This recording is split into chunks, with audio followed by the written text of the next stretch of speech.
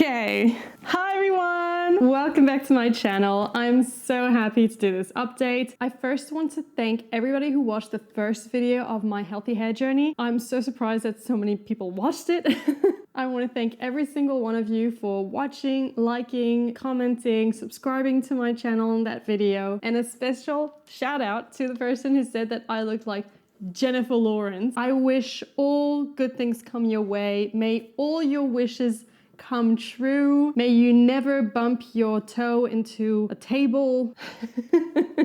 Thank you, that just made my day. Okay, no, seriously, let's talk about what we're here for. So it's been 5 weeks since I destroyed my hair, and I've been following my original plan to save it. And there are some things that I really liked, some others that I don't, and I've been thinking about big decisions. Let's get into it. First up, the condition of my hair. How is my hair doing? Well, actually, it's been doing pretty well. Most of it has been doing very well with all the products that I've been using, but one place where my hair is still struggling is the hair coming from this area of my scalp, and especially everything that's here, basically. So all the hair coming from here and the hair that's more of this strawberry blonde, it's fried. It is dead. Every time I shampoo my hair and it's wet, my hair just goes back to being ramen in those areas, and it's been driving me nuts. No matter how many products I use, bond repairs, moisturizing, protein, that hair here is still ramen-y, and I don't think I can save it. So I only have one thing that I can do with it, and that's cutting it. Which brings me to my second point. I hate the color. On camera, with makeup and styling it, and when it's freshly cleaned, it can look fine, but there's just this gradient of color that I don't like. Here are my roots. So we do have some rootage going on, and it's honestly not that bad. It's not too much.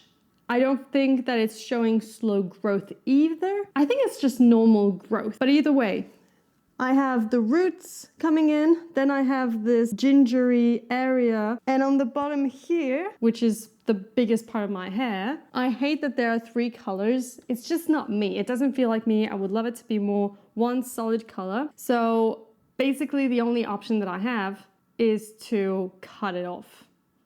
Yeah. Now I do have something in mind. Bear with me. I've been thinking about getting what I call the feathery 80s hair. I'm talking Farrah Fawcett feathery hair. I'm talking Diana, George Michael, White Goodman hair. Like that feathery look, preppy, long bob situation. It's cute, but it doesn't feel like me. So I think I'm gonna go for a short bob with some layers going up to here. And if I do that, I feel like I'll have basically all that really damaged hair off of my head for good. And it will make the color look nice as well. In the meantime, because I'm still figuring out if I'm going to do that by myself at home, which is probably not a good idea, or actually go to hairdressers.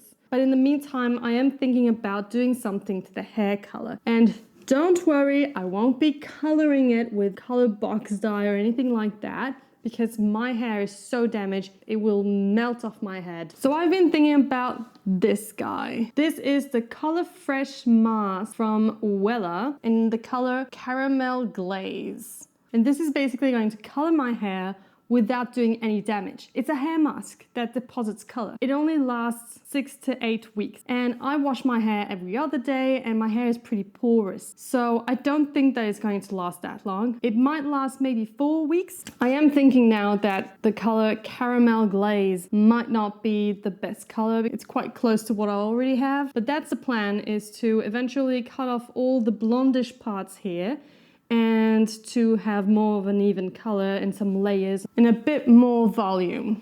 The other thing when it comes to the condition of my hair that's been driving me nuts is how long it takes to dry. In my last video, I explained that I was going to let my hair air dry every time I wash it, and I really tried.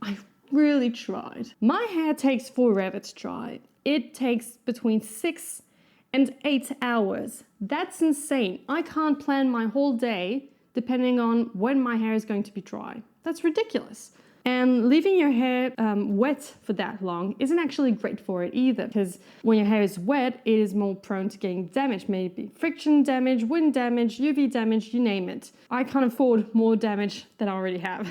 So I think I'm gonna do half and half. Half of the time I'll let my hair air dry, and the rest of the time, or if it's really cold, then I'll blow dry my hair on a cool setting. One thing that I have not been very strict about is the hair bonnet. I've been wearing a silk hair bonnet on my head at night to limit friction, and it works. It actually does. However, I don't really like sleeping with a hair bonnet. I don't know if it's the ones that I have that are just uncomfortable, but it just feels weird, and I'm very sensitive when it comes to pressure on my head. Normal headsets give me such a headache, so sometimes I clearly just forget it, and other times I remember to put it on, but then I think, no, I just want to sleep normally tonight. So I might end up getting a silk pillowcase. That might work a little better for me, but I just wanted to be honest about that. Okay, now let's talk products. The L'Oreal Hyaluron Repulp set. I've been using the shampoo, the conditioner, and the leave-in conditioner, and I love them. I will be using them in the future for sure, repurchasing everything. I still love these products as much as I did last month.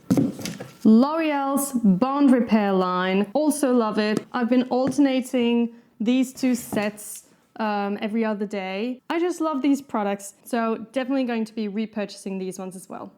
My clarifying shampoo. I've been using the Nature & Moi, which is a French brand. This is their detox shampoo, which is clarifying for sure. I cannot explain how this product has been a game changer. I will never go back to not using a clarifying shampoo. Not only is this super cheap, but it actually makes a difference. A week ago, I got my silicone video out on YouTube, and I told you guys that silicones aren't really bad for your hair. However, you want to clarify from time to time to not get too much buildup. And this has answered all my prayers. Every time I use it, I can actually notice how my hair is lighter. It's feeling silkier, better, but you do have to use a moisturizing product afterwards because it will dry out your hair. So I'll definitely be buying this again, for sure. Next up is my John Frieda's Frizz Ease Miracle Repair Mask. As I explained in the silicones video,